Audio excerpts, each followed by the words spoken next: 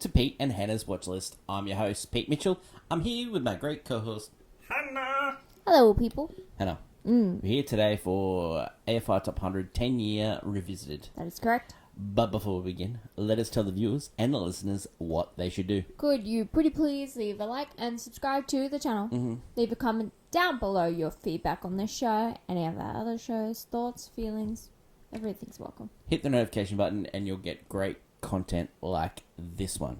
On today's program, it is Midnight Cowboy, movie number 43 on the AFI Top 100 list. Have you seen this one beforehand? No.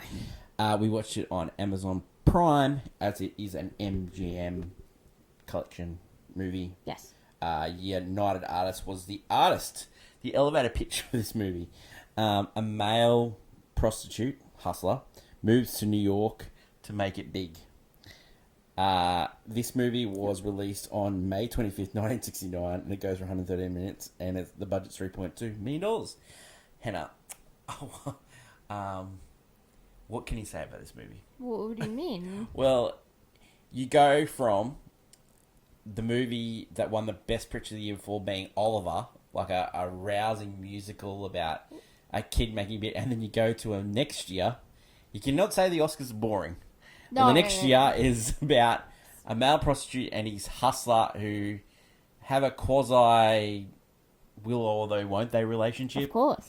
And this movie is just, and then they have quick cuts to There's like the weirdest whole things backstory of the main character, and there's completely... So, speaking of the backstory, this movie is based on a book by James Leo Hurley. Yes. Now, he wrote this book and he went into depth, right? In depth of the backstory. Okay. So, that girl that you see in the flashbacks, she worked at a theatre.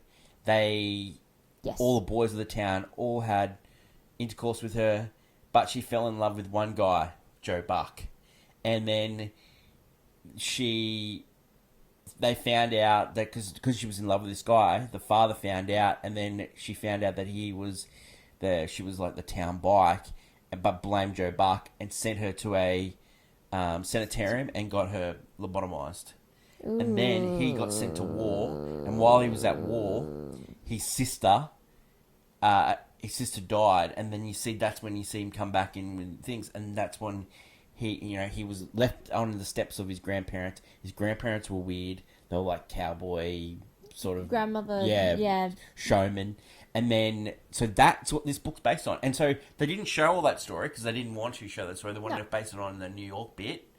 But it goes into more detail about New York in this book. So it is a graphic book. The fact that someone wanted to turn this into a book... In 1969? I know. Nice. I mean, what do you... I know, you could say, in the late 70s, and, you could see this movie being made. Like, in the 80s, this movie wouldn't have been made because of the prudish nature of the political things at the time. Yeah. This is coming off we talked about it a couple of weeks ago, of the strict censorship. It's just been relaxed, and this movie was rated X. It's the first movie to ever be rated X to win Best Picture.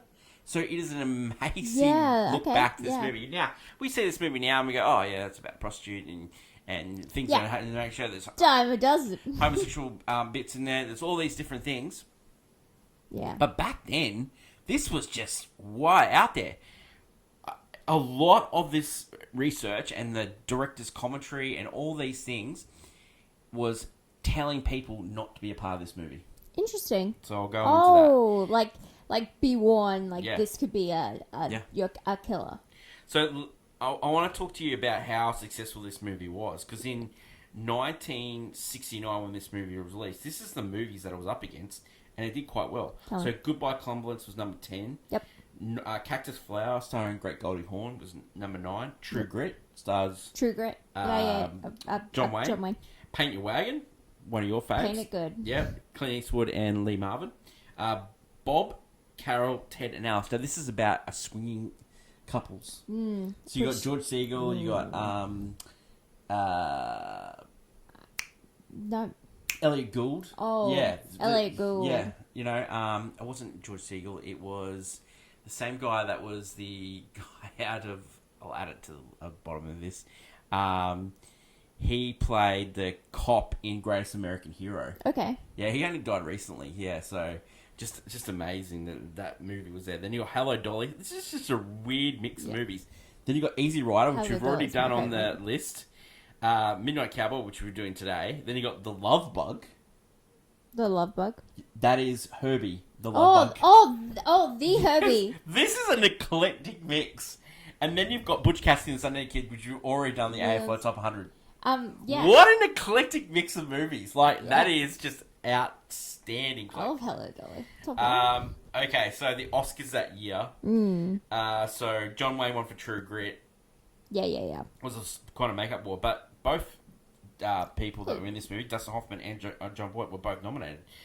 Peter O'Toole for Goodbye, Mr. Chips, and Richard Burton for Anne of a Thousand Days. They're both nominated for Best Actor. Wow, that's interesting. Yeah, well, they're both lead roles. Yeah, I think you could have got away with Dustin Hoffman being supporting. You could have, and he would have been up against. In supporting, he would have been up against Gig Young for They Shoot Horses, Don't They? Which is that one. Okay, Hannah, that movie, right? They shoot horses in that one? No. Okay. That movie is about, and they've done this in a Simpsons episode where they... Oh, okay. So that's easy. They did a all-you-could... last minute to your standing to your drop dancing. Oh, so this is in the Great Depression, and they had no money, and they were the person that would stay the longest that won it all, right? Yeah. And so they were dancing for on and on and on and on and on, and like people were, doing some notorious things, and it was played as like a satire sort of thing like that. Jane Fonda was in that movie. Oh. The same guy that directed 3 Days of the Condor and also Out of Africa. Yes. Sidney Pollack was involved in the movie. Oh. It's an amazing movie. Rupert Cross for The Rivers, Elliot Gould for Bob Carroll Tedanalis, and Jack Nicholson for Easy Rider. Yeah. Now, we already talked about this. We thought that Jack Nicholson should have won for this category. Yeah, because he is supporting, because he carries that movie when he's in it. But if you were to put... Okay, I know it's early to talk about this, but if you put Dustin Hoffman up against Jack Nicholson in this movie, well... I'd probably lean to Dustin. Yeah. He is weirdly... Because I think there's a lot more to the role he's doing and character, because there's a physical appearance thing as well as his actual acting of this character. Okay, so let's go to the actors in this movie. So the main two actors are Dustin Hoffman and John Voight. Now, Dustin Hoffman was a California kid. He starred in the great Mike Nichols movie The Graduate, which is going to be on this list as well. Yeah. He was a huge star, and that movie made him a star. It made him an idol, like a teenage idol. All the women wanted to see this movie, and they end up walking out after the... Yeah, because he's not there. No, but they end up walking out after the scene in the theatre with John Voight and... the guy and John Voight. Yeah, okay. So, Mike Nichols told Dustin Hoffman, don't do this movie. I made you a star. You don't need this movie. But Dustin Hoffman... Saw potential in it. He didn't want to be a matinee star. He wanted to be an actor's actor. Yeah, of course. Okay, and John Voight wanted to be in this movie, right? He was from New York, and so he took ages to get the Texan twang down. They thought they were going to go with other people. Like, they talked about... Warren Beatty for this role. Like, a lot of people wanted to be in this movie. Yeah, of course. But a lot of people got warned off. It's an interesting... Like, it's a very much a dramatic actor role to play.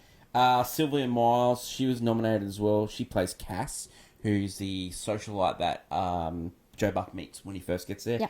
And Brenda Vaccaro plays Shirley as well. This movie... I said that it was based on a book, successful book. It got optioned, and then Waldo Salt, who got brought on to write this, he ended up winning an Academy Award. He wrote some great movies, including Serpico, starring Al Pacino. And he also wrote Coming Home, which is about a soldier coming home, and his wife was played by John Fonda.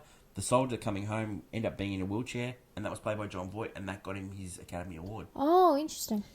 So, at the time, there was all these young actors all going for all these roles. Yep. And they're all, like, trying to make a name for yeah. himself So, in the acting space. You know, just John Voight wanted to be a star, but Dustin Hoffman beat him to it. But John Voight beat Dustin Hoffman to the Oscar. So he ended up winning for Coming Home in 1978, and then 1979, Dustin Hoffman ended up winning for Kramer versus Kramer. He ended up winning a second one for Rain Man, which he starred with Tom Cruise.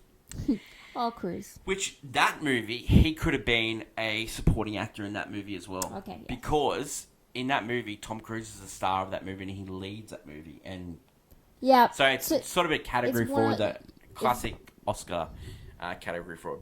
The director of this movie was John Schlesinger. Now, what a name! Great. What name. a mouthful! Great name. He had done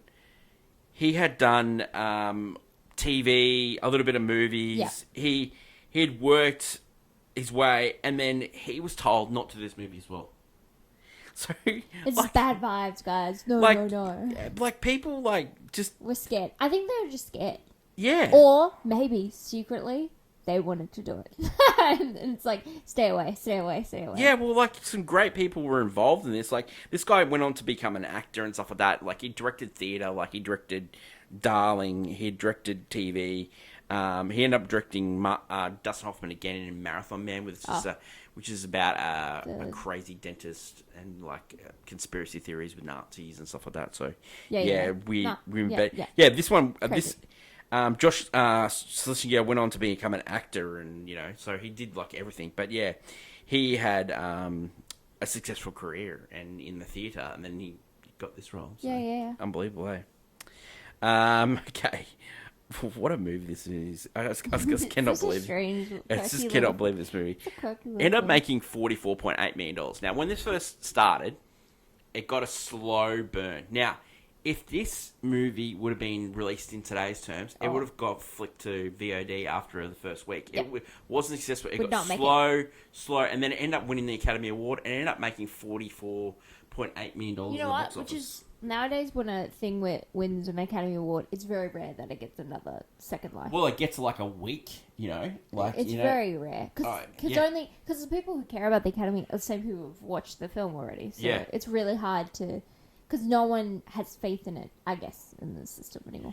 Okay, so the critical response to this movie, the best person who wrote about this was Vincent Canby. Yeah. He wrote a lengthy review in 1969, and this is from the New York Times. And he was really blunt. He said it's a slick, brutal, but brutalizing movie version of Hurley's 1965 novel. It's tough and good in important ways, although its style is oddly romantic and its variance is laconic in material.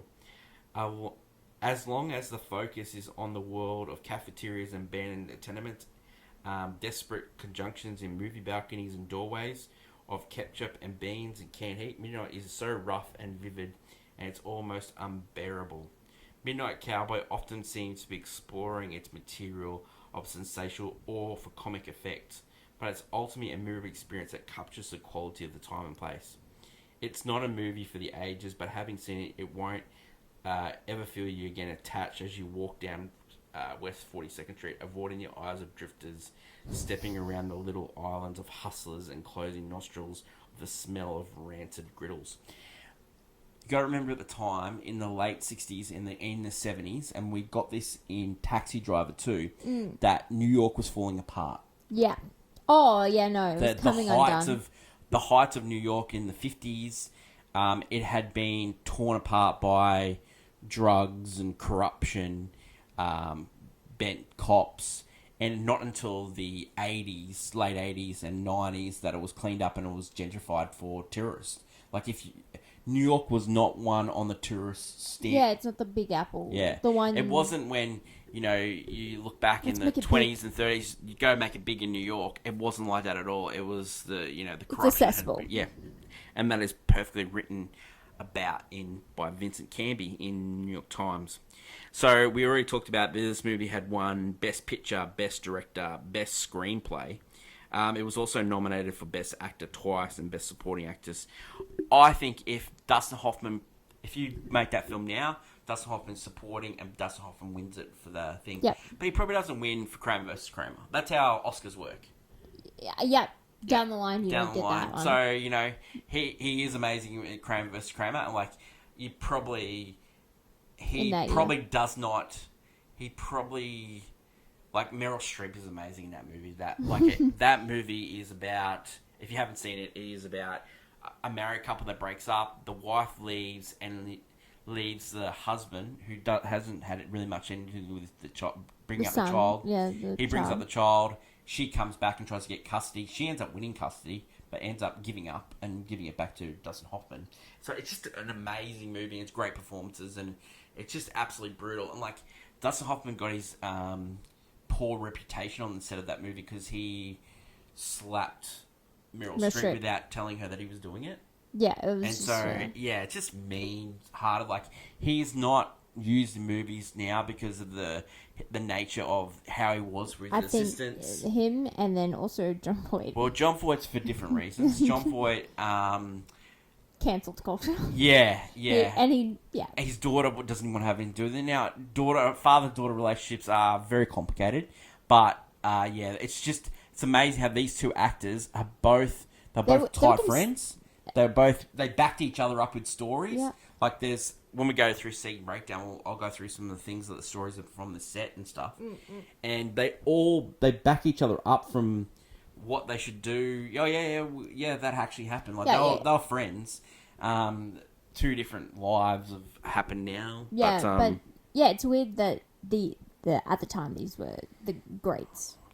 Reaction to this film recently. So Rotten Tomatoes 89, Yep. Letterboxd 4.1, high, IMDb 7.8. Has this movie been referenced in pop culture? Yes, it has. It was referenced many times. It's also referenced by The Simpsons as well. Yep. Like it's just one of those. Yeah, it's one of those movies. Isn't it? It has. There's a feel to this movie that when watching it, like just even the directing of it is so unique about it. I don't know what. They're just the way everything's shot. Well, I think he wanted to get, and in doing the research, he wanted to get the backstory in, but the only way he could do it without just subliminal. Sometimes, there'd be just unique, just cuts and just the way moments were just shot. Like it's different. It was just even different. to like the ending where you get the scene at the end of this film where Joe Buck attacks the guy, gets the money, but you're seeing flashes. So you like that tries to make you think, oh, he's doing this for a reason. Like Ratso is dying, and he's trying to get into the bus to save him. I know. It's interesting. I don't know, and also just there's a really good song. Yeah. It is a good song. There's a really good song. Now, that song wasn't the song we're talking about is by Harry Nilsson, and it's called Everybody's Talking. And that song was a placeholder. They didn't think they were going to use that song. Harry Nilsson wrote another song, and that wasn't selected. And so, at the start of this movie, there's a lot of Everybody's Talking about, and he was just holding it there, and then he couldn't find another song to work it, so he just left it in. So, it's sometimes, things work. Harry Nilsson had he had a short life. Like he had a couple of songs. He had this. He had Without You. Can't live if living is without you. He had a few hits, and then he ended up dying really early from like a heart attack at 50. Yeah. And he wasn't successful in the end. And so sad life as well. Good song. Great song. Hen. Yeah. Every week on the channel we do a segment called Clickbait, and this week it was my turn. Yes. Was it? Yes, it was. We talked about the TikTok ban, which is already over. We thought it might be over, but we thought, okay, well, what was it going to mean for film? It was 15 hours. 12. What? If that. So great times. But in the dark ages. But every week we do a segment of clickbait. Some work, some don't. Hannah. What is your clickbait for this episode? My clickbait goes into the song. We need to bring back that one song in a movie that plays multiple times and is like the original song of the movie. Recently, if there's like, you'll have best original song in a movie. Yep. And it's all songs that were in the end credits or I never even heard of in the entire movie. And that, you know what? Just that random, should not. And they're random songs too. That should not. Hannah, that should not be nominated for Academy Award. If your song is not... You know what? Who does this really well? A Mirror Has Two Faces. Not a great movie, but the song... I love that song. I Finally Found Somebody... The theme, the tune is played through the whole movie. So that when you finally hear it at the end, it is perfection, and it builds, and you're there for it, right? But also just this song plays like it probably plays in the first 30 minutes, like maybe 2 or 3 times.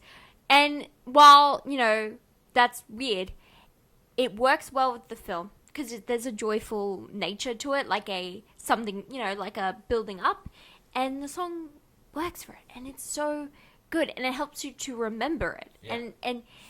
And yeah, I think when we keep like, even the same year we have Butch Cassidy and Sundance Kid, and then Raindrops Were Falling on My Head, which was a great song happening in the movie. And I just think we need to bring back an original song, needs to be in the movie, or at least the tune throughout the movie, so when it plays at the end, I'm like, okay, I'm here for it. I stop putting a random song by a famous artist right at the end. Barbie did it well, but that because Barbie lent itself into a soundtrack and movie musical genre. But other movies, like there was like the Flaming Hot Cheetos like movie had a song, but like seriously, like you're gonna put that up for an Academy Award for Best Original Song? This is the same category. Like I know Disney usually had a tight hold on it, but anyone could really go for it. And it's just shocking to me when movies don't actually utilize song, because sometimes that can help a movie more than movie knows. Oh, I don't get it at all. I really don't get how, another thing that I really love when it comes to music, and we used to get this all the time, we don't get it anymore, is the music that was the song of the movie. Then we used to get a film clip attached to with the scenes of the movie and then the artist. Yeah, there was Seal, Kiss from a Rose for Batman Forever, like the iconic that the scenes for that movie. Unbelievable. Like the Prince soundtrack for Batman. Oh, that's cool. Yeah, and there was like heaps of movie clips when it comes to that stuff like that. Like we do not get that stuff anymore. It's a shame. Yeah, I know it's hard to work with an artist and a song, but I don't know. I feel like you can't.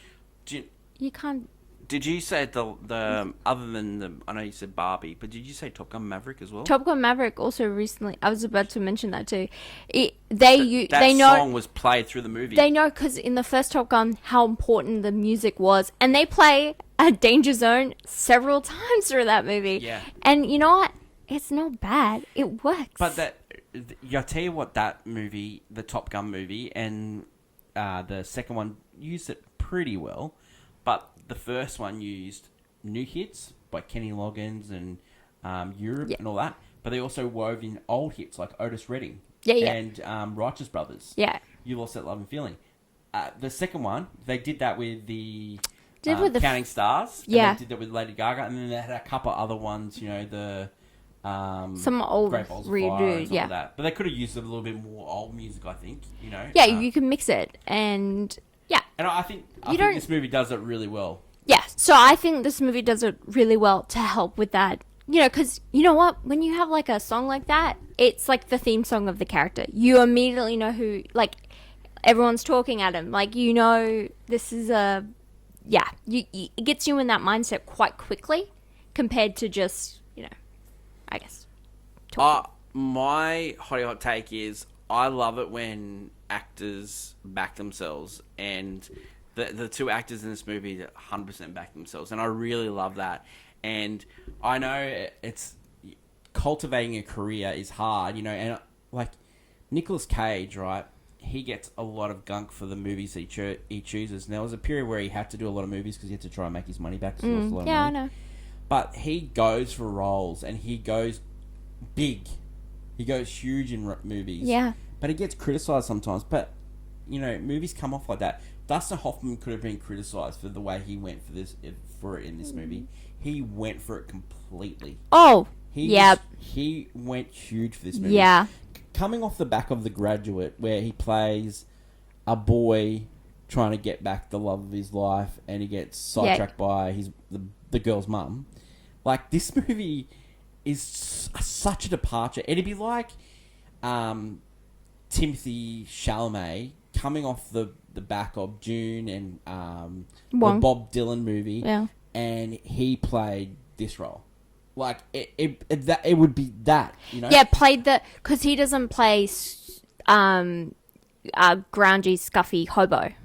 Yeah, the only time that he has sort of was Bones and All, where he played a scruffy cannibal. Yeah, but he was also supposed to be looking handsome. Yeah, he's supposed to look handsome. Yeah, because he had to attract and lure. But Dustin Hoffman did not look handsome in this movie. You go from looking attractive to looking like that. No. That's not, because a lot of people, don't like seeing your favorite actor looking like that. Tom Cruise, after working with Dustin Hoffman, ended up doing Born on the 4th of July. And he went from clean-cut white boy at the start of the movie to a grizzled war veteran that is in a wheelchair, scruffy. Off the back of working with Dustin Hoffman, early in Tom Cruise's career, he worked with the best directors and he worked with the best actors, and he tried to upgrade himself all the time. He just ended up stopped doing that. But it's amazing. I think actors should be commended. So I commend Dustin Hoffman, Jon Voight, because it's a really interesting role. Yeah. That they chose for themselves, and and to feel that. Also, that the mood of Hollywood was changing. Like, it hadn't changed yet. Now, there was a lot of movies that year, and I read that out. There was that musical, year was it still had a musical. Utter mix. It was a complete utter mix, wasn't it? Because the musical genre was dying, and so having a few, you had Oliver last year, and then having Hello Dolly, but then you have your couple westerns, which are slowly dying out, because that genre was big in the 60s and the 50s, but slowly dying out, and then. Yeah, I don't know. It is an eclectic taste. Don't you think taste. It's amazing? Yeah, it's also weird that the audiences would rather see Midnight Cowboy over a musical with Barbra Streisand or a musical with Clint Eastwood. But the whole of that decade, right? We did the next year as well in AFI Top 100, where we did French Connection and Clockwork Orange, but.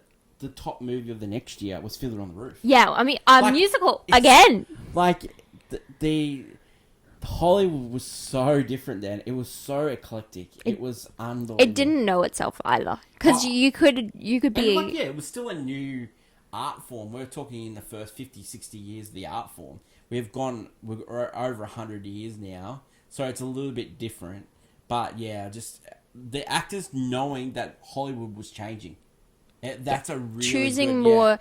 People would rather see a dramatic, grounded film role than your funny comedies, because the comedies don't reach as high as some of the dramas. They were doing well. Okay, Hen, let's get on to scene breakdown and our review for today for Midnight Cowboy. Yep. Movie number 43 on the AFI Top 100. So this movie starts off with everybody's talking.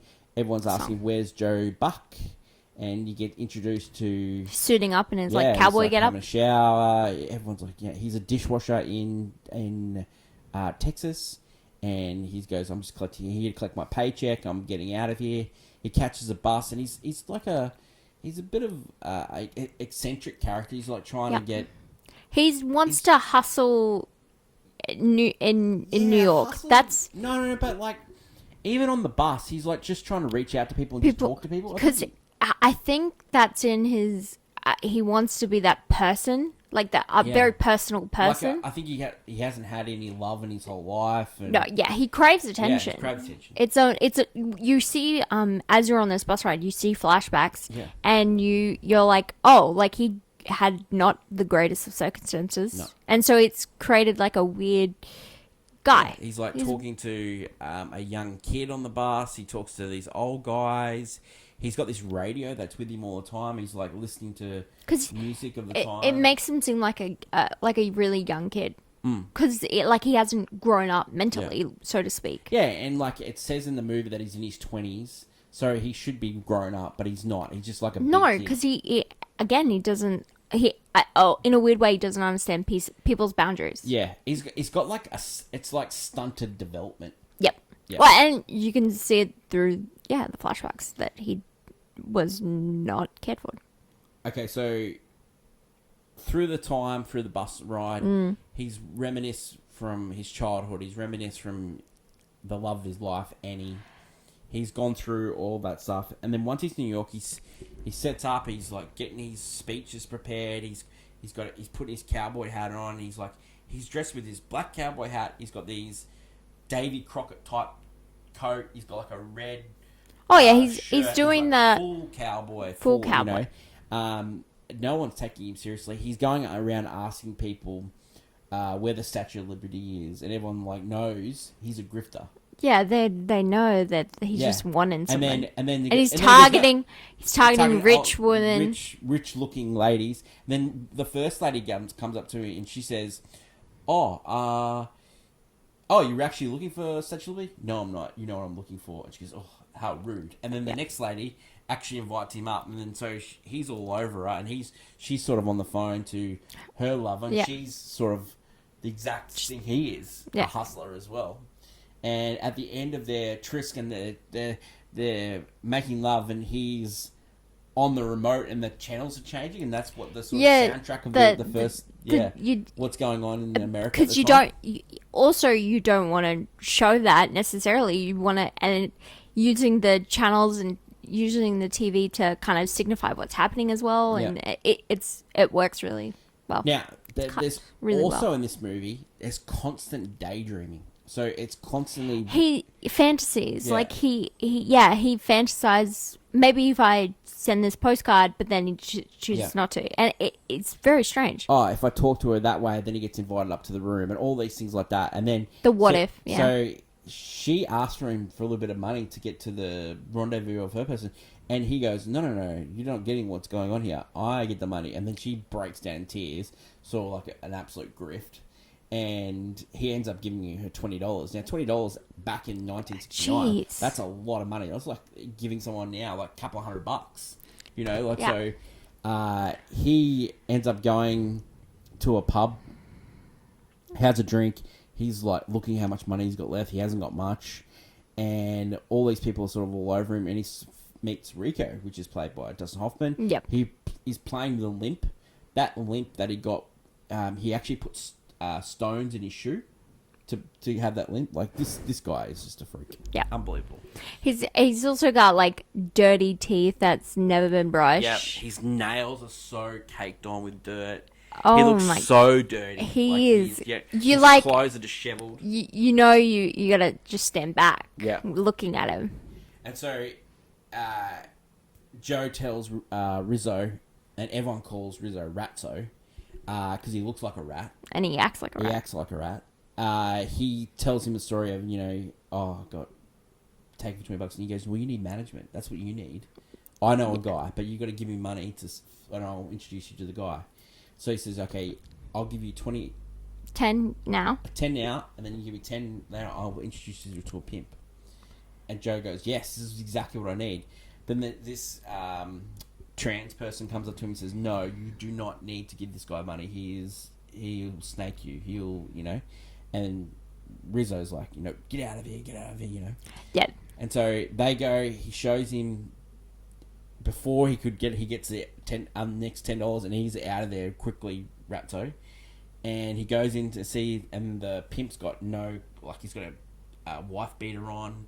He's got pajama pants. No, this guy is weird. And then so he goes, oh, you're going to be a star. You're going to be a star in my thing. And then gets him to get on the knees and then start praying to a Jesus that comes out of nowhere. And then Joe Buck realizes, oh, God, this guy's crazy. I got to get out of here. He runs, and then he's trying to chase down Rico, and he's seeing him everywhere, but he just can't quite get him. And then he's seeing, he's just one of the many faces that have done him wrong. Yeah. 100%. And so we see all these, when he's on the train and all this, we're seeing violent flashbacks of his time in Texas and what happened to Annie and all those things. He goes back to his hotel. He gets kicked out of his hotel.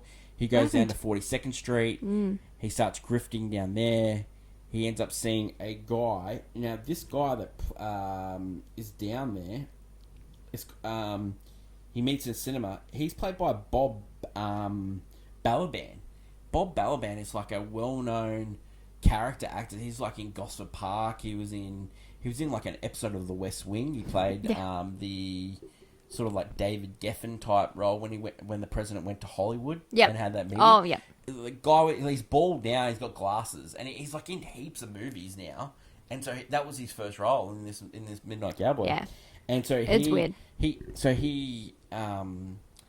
oral sex. Yeah. And then John Voight goes, okay, Joe Buck goes, oh, I need the money for this. And he goes, I haven't got any money. I don't have any money. And then he tries to steal his watch, and he goes, no, that's sentimental value. It doesn't even work. And so he leaves, and then he's like full on destitute. His clothes are starting to look ragged now. He's walking down the street. Yeah. He walks past the cafe, and guess who he sees? It's Ratso. He goes in there. He goes to beat him up. He looks at. He's got no money whatsoever. He's spent the $20. Yeah, he's got some change. Change, like pennies. And he goes, no, I'll take care of you. He's really struggling. He goes up to this dilapidated sort of. They're squatting in this house. Yep. He ends up lying down, and he wakes up to the fact that Ratso's playing with the radio and he's like putting on news. Yeah, and Ratso doesn't want to know about Vietnam War. He takes it back off him and says, "Don't you ever touch that radio." And just shows how radio. And so then these two just hang out. They become hobos. Yeah, they go around and grifting. So they go around stealing porn tickets, food. Stealing hats, all these little things, and what they're trying to do is get him into seeing somebody. And they're in like a diner. They go to this. The hotel. It's like a escort service. No, it's like a. The guy is getting information from a card. Ratso steals that card. Yep. And he's going to go to the hotel. So they go to the hotel, and Ratso's outside, and he's picturing what their life's going to be like in Miami. And inside, Joe's wrecking it. He's just going up to anyone that looks like a rich person and says, "Did you order this prostitute?" Like that's what he's saying. Oh no, he has no skills whatsoever. Ratso is not even looking. He's out there just living his bliss. He comes back. Joe gets kicked out. They have to run away. They have like this terrible meal in their house. They're getting kicked out of their house. They can't go back in there because they're getting locked up. They go to the grave of his father. He tells a story about how his father was a shoe shiner. The shoe shiner. They pretend shoe shining cops. All these things. And he goes, "You could be a shoe shiner. You could make money." No. I'm going to Miami. He tells a great story about Miami in there as well. And then they're eating in a diner, and this Andy Warhol type character comes up, takes a photo of him, of Joe. Come invited to this thing. They go to this party. It's a psychedelic party for 7 minutes. At this time, you have Ratso. You have him. He's coughing all the time. Yeah, he is sweating. Joe's got his shirt and just trying to wipe him down. They're in this thing, and he's eating there's food in the place, and he's stealing food. Yeah. This woman comes up to you, "You don't have to steal this food. This is free food. You can just go hard for it, you know." And so he's just falling apart. Joe ends up meeting a woman. He gets invited back, and she's sort of like a patron of the arts. Yep. She says, "Oh, how much is it for the night? $20. She goes, "Oh, well, what the hell, you know?" Takes him back, and then Ratso is talked her into paying for his cab back. To the I'm shack. getting $1 out of her. I'm getting $1 out of you. You're like, you're seeing my man. I'm getting $1 out of you. He falls down the stairs. He's like fully gone. He's gone. He's not doing well. And so he gets in the car, and it's snowing. John Voight goes, and he ends up having problems getting it up. Yeah. They play scrimmage, and then she accused him of being gay. Oh, wow. And then that sort of turns him on, and the they have violent intercourse. The closet is so strong with these two. Yeah. And then so he gets some money, he gets some food. Yep. He goes back, gets some medicine for Rizzo. Rizzo saying, "Why did you do that? You don't do Yeah. that." He goes, "We need to get to Miami. That's what we need to do. We need to get to Miami." And like, instead of taking to the doctors, he goes down to a pinball machine. He's playing pinball. This guy comes up to him and goes, "Oh, I'm here just in town for one night. I'm from here from Chicago." He goes back to his room. He ends up robbing him, taking all his money, beating him, takes Rizzo on the bus, and Rizzo's there, and he's like, he looks like he's dying. He's so he's struggling. dying. He's hallucinating, talking. Oh, he ends up waking up. He says, "I've wet myself," and then they're sort of like joking, and for the whole movie, Rizzo's saying, "Don't call me Ratso, call me Rico." Rico, yeah, Rizzo, I want my I want name. to be called my name. I don't want to be called Ratso down in the beach of Miami. So then, Joe Buck starts calling him Rico. He says, "I'll look after you." He goes into the shops. He sells all his cowboy stuff. Yeah, he gets throws it away. brand new stuff. Gets rid of his cowboys. He buys like a Hawaiian shirt for Rico. Yeah. He changes him because Rico can't walk. Yeah. He says to Joe, "I've woken up and I can't walk. I can't move. I can't feel like I have pain in my Yeah. chest and Yeah. like he's not making good. it. He's not making it. And then you have Joe going like, I'm gonna get an actual job. I'm gonna work outside. I'm gonna put my life together." Like some sort of switch has happened And, like, because he wants to make he's talking good for to a Rizzo. lady at a shop, like he's like actually talking like a human being, Because he wants to make it good to help Yeah. and then Rizzo. He sees him and goes. He tries to jostle him. He goes.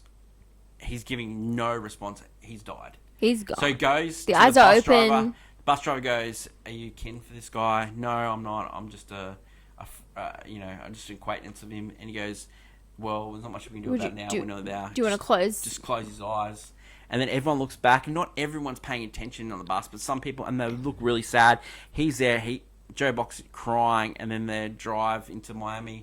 He's holding him and because he's just lost a friend, He was his basically. best mate.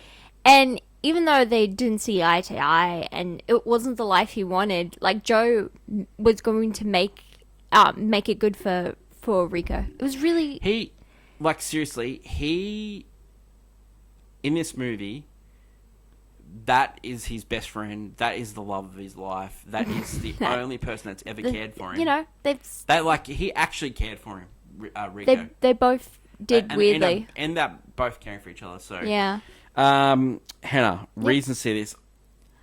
Dustin Hoffman is just amazing in this movie. They're both. He's just brilliant. Yeah. I just love it. Like, the only reason that I don't like this movie, and I know why he had to do it, is because there was so much story that he wanted to put in, but just the quick cuts. They could have done flashback scenes to give a little bit more. I don't mind it, but I just don't like that. It mind it. Dizzy. It really made me dizzy. I don't mind it. It's just sometimes it was the exact same scenes, like rehashing. Yeah. Yeah. No, for me it was just like the acting performance. It's like these are two unlikable characters, to be honest. But as a buddy, like they are, you're rooting for these bums. Yeah. This is the is same really year. strange. Like, This these is the people- same year as Easy Rider and Butch Yeah. Cassidy. And Butch Cassidy, I like them too. Yeah. Like they're great bums. Easy Rider, don't like them. Yeah. Don't like those bums. So it's But it's like these guys just, I don't know, for the grace of God to go I suppose. Like you are sort of rooting for them. Like they're not really weirdly likable enough characters. but when they get the way they play them, I think that has to do with John Voight and Dustin Hoffman. That they play it with heart, and that is really hard to do. These guys could come off completely unlikable. I think it's because of that fantasy, like when he's thinking about his, when you have Rico thinking about his future in Miami, he's also thinking of Joe right next to him. Yeah. With the ladies and gambling and everything. Yeah. Like he was thinking of that. Does this deserve to be on the list? Yes. Yeah. I think if they redo it now, it's in the 90s. I think this is 80s. I think this is a better version of Last Picture Show, and it's sort of like a like that I wouldn't say coming of age. Grow up. It's the making it big in New York genre, and that doesn't always end well. I think it mostly doesn't. Would you buy it on Blu-ray? I don't think I would. I've seen this movie before, and I didn't mind watching it for this podcast, but I am not going to search this movie out. It is a tough slog. You don't put it on. You don't choose. But it's one of those movies that you say to people, you should watch it. And then once you watch it, you'll never watch it again. It's not like a movie that you can watch over and over and over and over No, and it's over that again. it's a once in a lifetime experience of like Yeah, I know you need to watch it for great acting. performances. Great Just great acting. performances. Great performances. Right. Rating for this one. You know what? This is a banger. Really? I think for Okay. Dustin Hoffman alone, it's Okay. a banger. I I don't know, Hen. for I it. just really There's love... something unique about it. Yeah, I love these two performances. I know they didn't turn out to be the greatest individuals in the world. No. No. So this movie was on the previous list. Yep. Number 36, so it's dropped 7. Yeah. Next week, we are going to review Bonnie and Clyde, starring okay. Faye Dunaway and Warren Beatty. Oh, okay. We famously got them together to do the La La Land, and it ended up being Moonlight. That they did that together. Oh, that's who that is. Okay, cool. Yeah. You need, I like that it was explaining terms. Thank you. Awesome. So that is it for today's show. Leave a comment down below if you've seen Midnight Cowboy and what your thoughts are. And did Hannah and I get it right? We're naming it a banger. Yeah, it's good. Yeah. Weird. Thank you to my lovely co-host Hannah. In Australia, Midnight Cowboy has only got 2 weeks left on Amazon Prime. So if you're Amazon Prime, As of recording, yeah. watch it. Yep. That is my love co-host Hannah. Long live cinema. And until we meet again for What's Next tomorrow, it's bye for now. Bye.